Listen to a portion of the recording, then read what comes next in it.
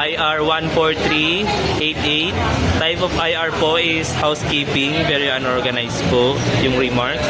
So, bali, naayos na po namin. Natanggal na rin po namin yung A3 laminated film na nakadikit po. At organized na rin po yung aming mga brochures. So, IR 14389, type of IR housekeeping, dapat nasa brochure ang pre-cut. So, ito na po yung mga DTF prints po namin. So, bali nakalagay na po siya sa brochure, ma'am.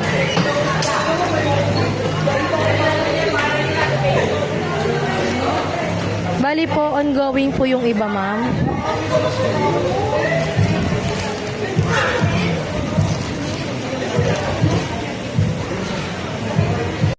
So, IR 14386, ma'am. So, type of IR, ma'am, is visual ads. So, wrong placement and unneeded po. So, bali, tinanggal na po namin dito yung A3 laminated po. So, IR 14384. So, type of IR, ma'am, is visual ad. Wrong location and too much fabric limit. The one with best option for garments. So, bali, tinanggal na po namin dyan sa itas yung sublimation swatches. So, bali, ito na po yung sublimation swatches namin. So, bali, pumili lang po kami dito ng mga bestseller namin, ma'am. Then, yung mga hinahanap po ni customer na fabric. So, bali, binawasan po namin siya. IR 14417. So, type of IR namin, ma'am, is visual ads. Mags for stocks management and sequence po. So, bali, ma'am, dito, ma'am, is nakapag-SR na po kami ng mga iba't ibang klase ng mags.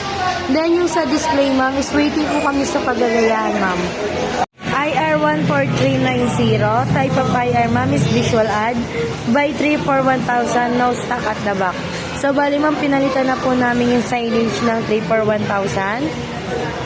Then, meron na po tong mga stock sa likod, ma'am. May mga naman na po yan.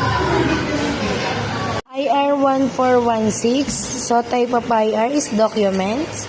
Store details oversize. So, bali, ito po yung una, ma'am. Ito po yung una namin. Then, ito na po yung ginawa namin bago.